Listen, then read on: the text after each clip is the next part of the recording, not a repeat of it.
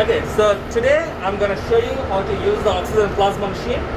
We do oxygen plasma, that's because if you want to increase the reactivity of the surface of your silicon wafer, you first etch them with oxygen plasma, and that actually enhances the reactivity of your silicon surface. For example, if you want to do some chemical reaction onto your silicon surface, it might be inactive when you first buy it from the market. I showed you how you can clean the silicon wafer last week. Once you clean the silicon wafer, the next step is you need to enhance the reactivity of your silicon surface. So I have these silicon wafers which I have cut into small pieces, and I will try to perform oxygen plasma on this. To do this, I'm going to use this jet color machine. The manual is always written up here, so whenever you come to the clean room, the manuals are usually up there.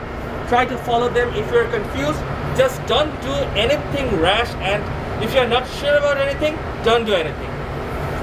So, to start it, if I do this, you can see this one is in the vacuum, right? I cannot open this door.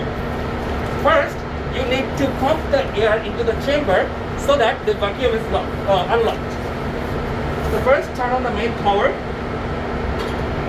Okay, I've turned on the machine. Then, there's a stop and ready button. It's already written here as well. So this stop and ready button should be on, otherwise your machine is not working. Next, what you need to do, you need to turn on the vent. This is the vent button here. This is the nitrogen vent. So you press the button and open the valve. Now nitrogen gas is coming into the chamber, and this will create an equilibrium of air pressure for the inside of the chamber and outside of the chamber. And then hopefully you can open it. See, now you can open it. Once you open it, turn this off. Okay, and now you can see the inside of the plasma chamber. We will place our samples here. See?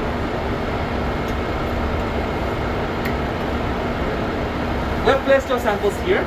Make sure that when you close the lid, your sample does not hit the lid. Close it.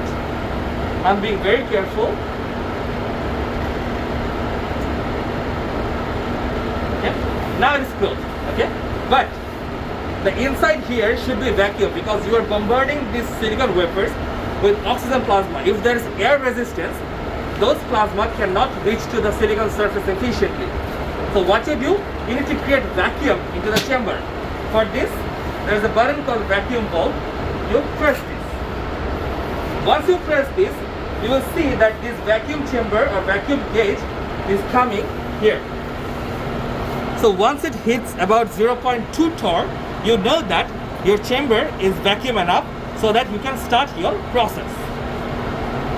While it is coming here, start your timer. I want to do it for 5 minutes.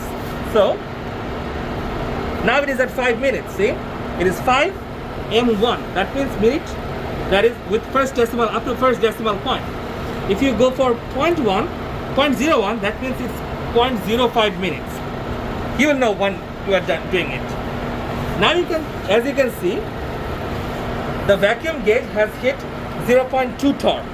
So that means our machine is vacuum enough to start the process. See, I cannot open the lid. So what you do now, you press this gas one. This is the oxygen gas that will come through the cylinder tank that is outside. Then it will make the plasma here and bombard the plasma with the silicon wafer. I press the gas, and once it is done, I adjust the flow. I usually use 30 ccp. It depends on the application you use. So it can be 30, it can be 50. It's up to you. Finally, we hit the start button. Once you start hit the start button, you should be able to see there is a pink glow going inside the chamber. This is actually the plasma is now being bombarding onto the silicon surface. We'll let it happen for 5 minutes.